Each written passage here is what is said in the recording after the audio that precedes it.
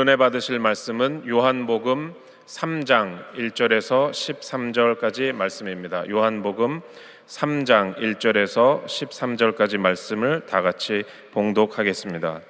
그런데 바리새인 중에 니고데모라 하는 사람이 있으니 유대인의 지도자라. 그가 밤에 예수께 와서 이르되 랍비여, 우리가 당신은 하나님께로부터 오신 선생인 줄 아나이다. 하나님이 함께 하시지 아니하시면 당신이 행하시는 이 표적을 아무도 할 수 없음이니이다. 예수께서 대답하여 이르시되 진실로 진실로 내게 이르노니 사람이 거듭나지 아니하면 하나님의 나라를 볼 수 없느니라. 니고데모가 이르되 사람이 늙으면 어떻게 날 수 있사옵나이까? 두 번째 모태에 들어갔다가 날 수 있사옵나이까? 예수께서 대답하시되 진실로 진실로 내게 이르노니 사람이 물과 성령으로 나지 아니하면 하나님의 나라에 들어갈 수 없느니라. 육으로 난 것은 육이요 영으로 난 것은 영이니 내가 내게 거듭나야 하겠다 하는 말을 놀랍게 여기지 말라. 바람이 임의로 불매 내가 그 소리는 들어도 어디서 와서 어디로 가는지 알지 못하나니 성령으로 난 사람도 다 그러하니라. 니고데모가 대답하여 이르되 어찌 그러한 일이 있을 수 있나이까? 예수께서 그에게 대답하여 이르시되 너는 이스라엘의 선생으로서 이러한 것들을 알지 못하느냐? 진실로 진실로 내게 이르노니 우리는 아는 것을 말하고 본 것을 증언하노라. 그러나 너희가 우리의 증언을 받지 아니하는도다.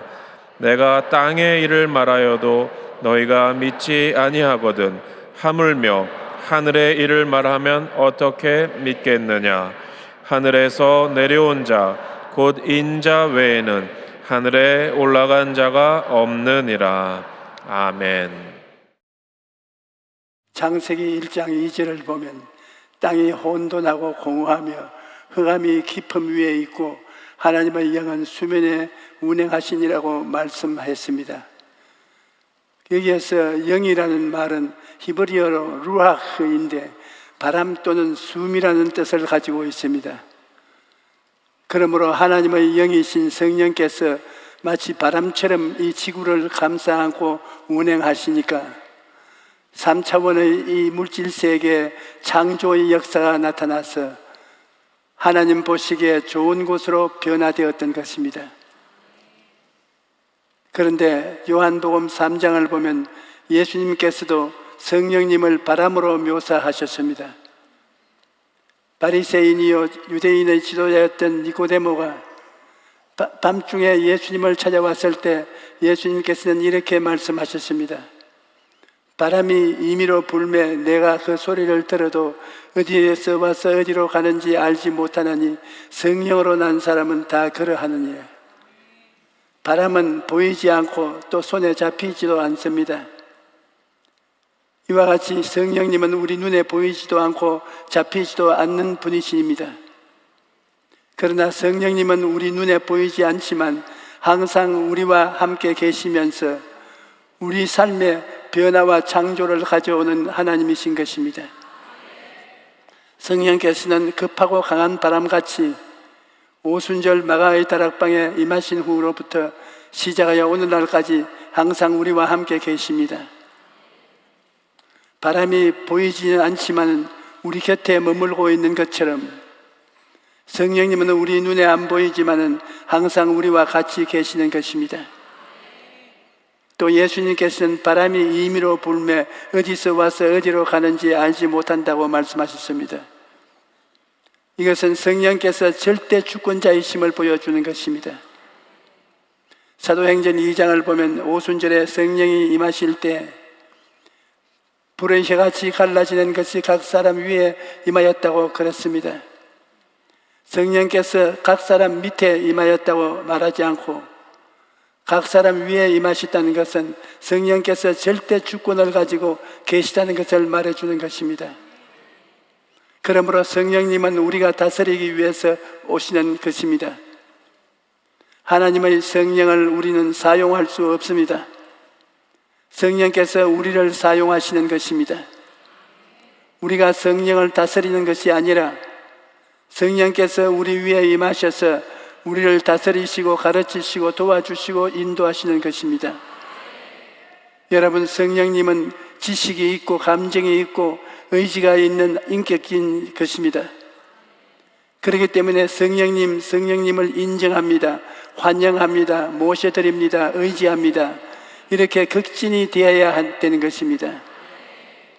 여러분, 집에 손님이 오시면 어떻게 합니까? 어서 이리로 앉으십시오. 무슨 차를 마시겠습니까? 이렇게 인격적으로 대하고 존중하는 것입니다. 이와 마찬가지로 우리가 사랑과 정성으로 성령님을 인격자로 모셔드릴 때 성령께서 기쁘게 우리와 같이 계시는 것입니다. 우리가 성령님을 인정하고 환영하고 모셔드리면 성령께서 바람같이 임하시고 운행하셔서 우리의 삶의 변화와 창조의 역사가 다가오는 것입니다. 여러분, 삶의 변화와 창조는 사람의 힘으로 되는 것이 아닙니다. 성령께서 우리를 이끌어 주셔야만 우리 삶의 변화가 다가오는 것입니다. 그러므로 성령님은 우리의 신앙생활에 있어서 기관차와 같습니다. 저는 부산의 동네 중학교를 다녔는데 부산역에 가면 많은 화차들이 있었습니다. 화차가 짐을 잔뜩 싣고 철로에 딱 앉아 있는데 혼자서는 꼼짝도 못해요. 어떤 화차는 3일, 어떤 화차는 일주일, 어떤 화차는 한 달도 움직이지 못하고 그냥 철로 위에 마냥 서 있는 것입니다. 그런데 화차가 언제 움직이느냐? 기관차가 와서 철거덩 하고 연결이 되고 기관차가 뿡 하고 앞으로 가면 화차들이 그 뒤를 졸졸졸 따라가는 것입니다. 그때 제가 마음속에 깊이 느낀 것은 야, 기관차가 없으면 화차는 꼼짝도 못하는구나. 아무리 좋은 물건을 많이 싣고 있어도 기관차가 없으면 꼼짝도 못하는구나. 그런 생각을 했었는데 오늘날 성령의 역사가 바로 그러한 것입니다. 여러분, 성령님이 우리가 사는 삶을 이끌어가는 기관차인 것입니다. 우리는 화차일 뿐이기 때문에 아무리 공부를 많이 하고 영특한 사람이라도 혼자서는 아무 일도 할 수가 없습니다. 보배를 잔뜩 싣고 있어도 그냥 앉아만 있는 것입니다. 기관차처럼 성령께서 이끌어 주셔야만 우리가 앞으로 힘차게 나아갈 수가 있습니다. 그러므로 우리는 성령이 없이는 아무것도 못합니다. 성령이 이끌어 주셔야 기도도 하고 전도도 하고 복음 전거도 하고 사랑의 역사도 베풀 수 있는 것입니다. 그렇기 때문에 예수님께서도 제자들에게 성령 없이는 나가지 마라. 너희들이 3년 동안 내 밑에서 배웠지만 그것만 가지고는 하나님의 일을 못한다. 성령이 너희에게 임하셔서 앞에서 너희를 이끌어줘야 해. 너희가 그 뒤를 따라가면서 하나님의 일을 할 수가 있다. 그렇게 말씀하신 것입니다. 오늘날 우리가 교회가 세계적인 교회로 성장하게 된 것도 불광동 천막교회 시절부터 성령의 기관차에 절거덕 연결이 되어 있었기 때문인 것입니다. 눈에는 아무 증거 안 보이고 귀에는 아무 소리 안 들리고 손에는 잡히는 것이 없어도 성령께서 앞에서 이끌어 주셨기 때문에 우리 교회가 오늘날까지 힘차게 달려올 수 있었던 것입니다. 여러분의 삶도 마찬가지입니다. 여러분이 연약하고 힘이 없어도 여러분의 앞길이 칠흑같이 어두워도 성령께 연결되어 있으면 성령께서 여러분의 삶을 친히 이끌어 주시는 것입니다. 그런데 우리가 성령의 도우심을 얻고 힘차게 달려가려면 기도를 해야 합니다. 로마서 8장 26절에 이와 같이 성령도 우리 연약함을 도우시나니 우리는 마땅히 기도할 바를 알지 못하나 오직 성령이 말할 수 없는 탄식으로 우리를 위하여 친히 간구하시니라고 말씀합니다. 우리가 기도할 때 성령께서 역사하시고 기사와 이적을 베풀어 주시는 것입니다. 오늘날 기도하지 않고 하나님과 교제할 수가 있겠습니까? 사람과 서로 대화하지 않고는 안 친해지는데 하나님과 친해지려면 기도를 해야 합니다. 교회를 왔다 갔다 해도 내가 개인적으로 하나님과 깊은 기도의 교제가 없으면 성령이 내 마음속에 충만하지 않는 것입니다. 그래서 저는 매일같이 1시간에서 1시간 반 내지 2시간 이상 아침 새벽 일찍 일어나서 기도를 합니다. 그러지 않으면 마음속에 공허가 말할 수 없습니다. 그날 나와서 무슨 일을 해도 일이 잘 안 되고 신경질이 나고 화가 나고 일만 자꾸 생기는 것입니다. 그러나 하루에 1시간 반 내지 2시간 이상 주님께 고할 것을 고하고 하나님과 대화를 하고 하나님을 먼저 섬기고 나면 마음에 성령이 충만하고 기쁨이 넘칩니다. 그러면 그날은 어떤 일을 당해도 하나님께서 그 일을 능히 해결할 수 있는 힘과 능력과 지혜와 총명을 주시고 모든 일이 합동하여 선을 이룰 수 있는 믿음을 내게 주시는 것입니다. 여러분, 우리가 인생을 살면은 염려 없는 인생은 살 수 없어요. 문제는 인생도 살 수 없습니다. 가는 곳마다 염려가 다가오고 문제가 다가오고 시험과 환난이 다가오는 것입니다. 그러나 이것을 이겨낼 수 있는 힘이 있으면 어떠한 시련과 환난이 다가와도 당당하게 승리할 수 있는 것입니다. 그러므로 우리는 쉬지 말고 기도하여 늘 성령으로 충만해야 되는 것입니다. 여러분, 우리가 기도하고 믿음으로 나아가면 성령께서 우리 삶에 바람처럼 역사하십니다. 그리고 우리가 기도하면 할수록 성령 바람이 점점 더 강하게 되어서 나중에는 큰 폭풍이 되는 것입니다. 성령 바람이 성도들의 기도와 믿음으로 성령 토네이도, 성령 폭풍이 되면 우리 삶의 모든 부정적인 것들은 쓰러져버립니다. 성령께서는 죄를 뒤엎는 폭풍으로 역사하시고 우리의 허물과 더러움을 청소하는 폭풍으로 역사하시는 것입니다. 최근 몇 년 들어 우리나라가 미세먼지와 오염된 공기로 인해서 많은 고통을 당하고 있습니다. 그런 미세먼지와 오염된 공기가 대기 중에 꽉 들어차 있을 때 강한 바람이 불면 나쁜 공기가 순식간에 사라지고 신선하고 깨끗한 공기가 대기를 가득 채워 우리에게 생명을 가져다 주는 것입니다. 이와 같이 우리 삶에 성령의 바람이 불면 우리 안의 죄와 허물이 깨끗이 청소되는 것입니다. 우리가 이 세상에 살다 보면 마음이 낙심될 때가 있고 우울할 때도 있습니다. 불안할 때도 있고 슬플 때도 있고 절망이 다가올 때도 있습니다. 그뿐 아니라 미움과 원망 같은 몇 가지 먼지와 티끌이 마음속에 쌓여가는 것입니다. 그런데 이와 같은 먼지와 티끌을 청소하지 않고 내버려 두면 결국 우리의 마음이 황폐해지고 마는 것입니다. 그러나 우리가 기도하면 마음속에 성령의 바람이 불어서 모든 묵은 것들이 날아가고 우리 삶에 새로운 변화가 다가오는 것입니다.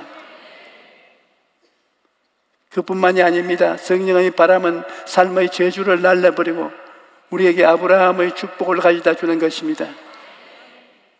여러분, 아담의 후손으로 태어난 사람들은 모두 다 영적인 가난과 육체적인 가난과 환경적인 가난을 안고 살아가는 것입니다. 인간은 에덴 동산에서 쫓겨난 이후로 하나님과의 교제가 끊어지고 그 영이 죽었기 때문에 영적인 가난 가운데 있습니다. 또 육신의 병들고 마음이 병들어서 많은 고통을 당하는 것입니다. 그러나 땅의 저주를 받았기 때문에 날마다 수고하고 애쓰며 이마에 땀을 흘려야 먹고 살 수 있는 그런 신세가 되고 말았던 것입니다. 그러나 성령의 바람이 불어오면 이러한 모든 저주를 순식간에 날라버리는 겁니다. 그리고 예수님을 믿고 섬기는 자에게 아브라함의 복이 임하는 것입니다.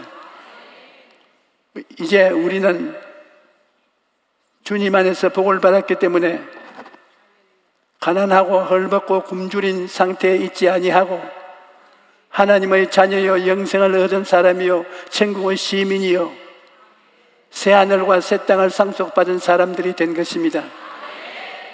예수 그리스도께서는 후원받은 우리에게 성령을 주심으로 말미암아 성령의 능력을 통해서 우리가 근검 전략하고 성실하며 정직하고 충성스럽게 살 수 있는 인격적인 변화를 가져다 줍니다. 여러분, 오늘날 우리의 환경은 사람으로 말미암아 변화되는 것입니다. 허랑방탕하고 죄짓고 정직하지 못하고 성실하지 못하고 게으르면 그 어떤 사람도 환경적인 가난에서 벗어날 수가 없습니다. 그러나 정직하고 성실하고 건면하며 충성스럽게 일하면 하나님께서 축복하셔서 가난한 환경을 면할 수가 있는 것입니다. 그런데 성령께서 이와 같은 인격적인 변화를 우리에게 주셔서 우리의 환경을 가난에서 부요로 변화시켜 주시는 것입니다. 성령의 바람은 또한 생명의 바람입니다. 성령의 바람이 불면 죽음이 있는 곳에 생명의 역사가 나타나게 됩니다. 여러분, 마귀가 오는 것은 도적질하고 죽이고 멸망시키기 위한 것입니다. 마귀는 죄로서 이 세상을 잡고 있으며 마음 미움과 정오심을 가지고 사람들의 삶을 파멸로 몰고 갑니다. 또한 세상을 병들게 하고 세상을 저주로 채워놓고 세상을 죽음으로 채워놓는 것입니다. 그러나 성령의 바람이 불면 생명의 역사가 다가오는 것입니다. 에스겔 37장에 보면 하나님께서 에스겔을 골짜기로 데리고 가셨는데 그곳에는 마른 뼈다구들이 가득했습니다. 그런데 하나님께서 그 뼈에 생기를 불어넣으시자 그들이 살아 일어나서 큰 군대가 되었던 것입니다. 하나님께서는 이러한 환상을 보여주심으로써 포로로 잡혀있던 이스라엘 백성들에게 소망을 주셨던 것입니다. 오늘날에도 마찬가지입니다. 성령의 바람이 불어오면 생명의 역사가 나타나고 우리 마음속에 희망이 꽃피는 것입니다. 마치 죽어서 마른 뼈다귀 같은 우리의 삶에 성령의 바람이 불어오면 죽어있던 모든 것들에 생기가 들어가고 생명의 부활로 나아오는 것입니다. 여러분과 나는 예수님을 믿고 성령으로 거듭났기 때문에 이제 성령님과 함께 일함으로써 죄와 허물과 죄와 죽음을 다 몰아낼 수 있는 것입니다. 오래전 여름 대만의 대북시에 태풍이 불어 닥쳐와서 물을 공급하는 댐이 무너지고 말았습니다. 댐이 무너지니까 대북시에는 먹을 물이 한 방울도 없게 되었습니다. 그래서 급히 서둘러 댐을 임시로 막는 공사를 시작했습니다. 워낙 중대한 일이라 닷새 동안 시장이 댐 현장에서 천막을 치고 먹고 자면서 공사를 직접 지휘했습니다. 겨우 임시로 댐을 막아서 물이 점점 채워지고 있는데 갑자기 기상대가 대만 크기의 2배에 달하는 태풍이 불어오고 있다고 예보를 했습니다. 이미 태풍 때문에 댐이 무너져서 도시 전체가 물을 못 먹고 있는 상황인데 그보다 더 강한 태풍이 온다면 임시댐 공사는 헛사가 되는 것입니다. 그래서 시장이 천막 안에서 꿇어 엎드려 하나님께 기도를 했습니다. 하나님, 인간의 힘으로 할 수 있는 데까지 최선을 다했습니다. 아직 댐 공사가 끝나지 않았는데 지난번보다 더 큰 태풍이 온다면 이 댐은 무너지고 맙니다. 하나님, 이 일을 어떻게 하면 좋겠습니까? 그런데 시장이 간절히 기도하고 있을 때 그 마음속에 성령님의 음성이 들려왔습니다. 성령께서 말씀하시기를 기자들을 모으고 내가 기도하여 태풍의 방향을 바뀌게 하겠다고 선포하라. 그러면 내가 그대로 이루어 주라. 그 말씀을 처음 들었을 때 시장은 기가 막혔습니다. 시장은 열렬한 기독교 신자이긴 하지만 목사도 아닌데 기자들 앞에서 내가 기도하여 태풍의 진로를 바뀌게 하겠다라고 선포하면 기자들이 나를 미친 사람이라고 할 것뿐이 뻔합니다. 그래서 시장은 성령님의 음성에 순종할 것인가를 놓고 깊은 고민에 빠졌습니다. 하지만 결국 성령의 음성에 순종하여 기자회견을 갖기로 결심했습니다. 태풍이 온다는 기상예보를 들은 기자들이 시장에게 몰려와서 지금 일주일째 수돗물이 안 나오는데 또 태풍이 온답니다. 시장님은 이에 대해서 어떤 대책을 세우고 있습니까? 하고 물었습니다. 그러자 시장은 이렇게 대답했습니다. 여러분, 내가 이 문제를 놓고 기도했더니 하나님께서 대북을 향해 불어오고 있는 태풍의 진로를 바꾸어 주시겠다고 약속하셨습니다. 그러므로 태풍이 대북으로 불어오는 일이 없을 것으로 안심하십시오. 이 말을 들은 기자들이 배를 안고 웃으면서 기상대에서 태풍이 불어오고 있다고 분명히 예보했는데 시장의 기도로서 태풍의 진로를 바꾸다니 있을 수 없는 일입니다 하고 아무도 믿지 않았습니다. 그래서 시장은 기자들에게 다시 말했습니다. 여러분, 나하고 내기를 하지 않겠습니까? 만약 태풍이 대북에 불어오면 이 자리에서 참석한 여러분 각자에게 내가 50불씩 드리겠습니다. 두고 보십시오. 태풍은 절대 불어오지 않습니다. 그러자 신문 기자들이 각 신문에 이 기사를 대서특필했습니다. 시간이 지나면서 태풍이 점점 대만에 가까워지자 시장은 간장이 녹는 듯 했습니다. 그래서 하나님께 매달려 간절히 기도했습니다. 하나님께서 시키는 대로 저희 기도로 태풍의 진로가 바뀌게 될 것이라고 선포하여 전 시민이 주시하고 있는데 태풍이 대만을 향해 오고 있으니 어찌 된 일입니까? 하나님, 입장을 바꿔 생각해 주십시오. 역사하여 주십시오. 그렇게 간절히 기도하자 놀랍게도 태풍이 대만 가까이 와서 진로를 싹 바꾸었던 것입니다.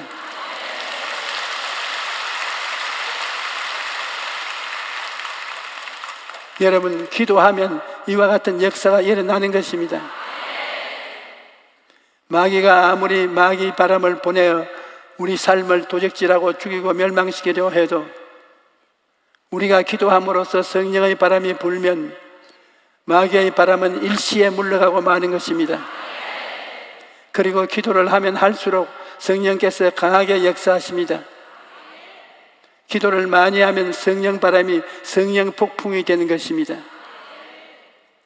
우리는 성경에서 성령의 바람이 폭풍이 된 예를 찾아볼 수 있습니다. 예수님께서 부활하시고 승천하신 후에 제자들이 마가 요한의 다락방에 모여 함께 뜨겁게 기도하고 믿음을 강하게 선포할 때 성령 바람이 폭풍이 되어서 120명의 성도들에게 임하였던 것입니다. 그러자 사람들이 성령의 충만함을 받고 온 천하에 다니며 폭풍같이 역사하시는 성령과 함께 복음을 전파했던 것입니다. 여러분, 성령의 바람이 불면 놀라운 변화가 다가오는 것입니다. 성령 바람이 불면 두려워하던 자가 용기를 얻게 됩니다. 성령 바람이 불면 무기력한 자가 권능을 가진 자로 변화됩니다. 예수님께서는 오직 성령이 너희에게 임하시면 너희가 권능을 받고 예루살렘과 온 유대와 사마리아와 땅까지 이르러 내 증인이 되리라고 말씀하셨습니다.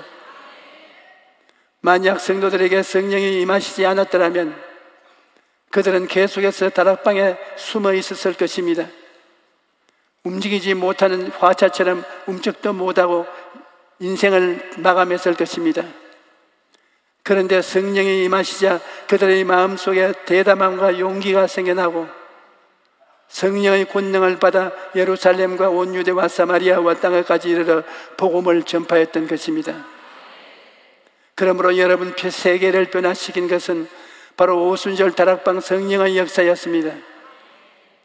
여러분, 앞으로 더 세찬 성령의 바람이 불도록 우리가 기도해야 합니다. 성령의 바람이 불어와서 인본주의와 공산주의를 몰아내고 이 나라와 민족이 부강하고 발전할 수 있도록 기도해야 합니다. 오늘날 우리나라가 많은 어려움을 겪고 있지만 1000만 이상의 크리스천이 기도하는 이상 우리는 망하지 않습니다. 그동안 우리 교회는 나라가 어려움을 당할 때마다 모든 성도들이 함께 모여서 나라와 민족을 위해 기도했습니다. 그런데 지금이 바로 기도해야 할 때입니다. 우리가 합심하여 기도하면 하나님께서 역사하셔서 이 나라와 민족을 굳건히 지켜주실 것입니다. 그뿐 아니라 여러분 개인의 삶에도 성령 바람이 불어오도록 기도해야 합니다. 성령으로 충만할 때 여러분의 삶이 새로 변화되고 주님 안에서 깊은 안식과 평안을 얻고 승리가 있을 수 있는 것입니다.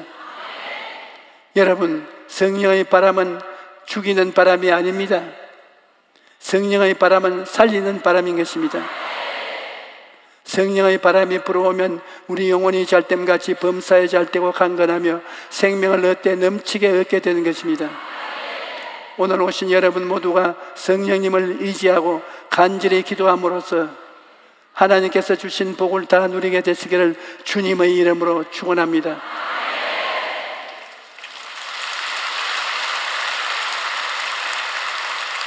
여러분 성경에 보면은 골리앗이 이스라엘을 대전했을 때 이스라엘 임금과 백성들은 겁을 집어먹고 다 뒷걸음질 하는데 소년 다윗이 자기가 나가겠다고 골리앗을 대항해서 나갔습니다. 골리앗은 창과 칼과 단창으로 무장하고 나오는데 다윗은 아무것도 없습니다. 빈손으로 나왔습니다.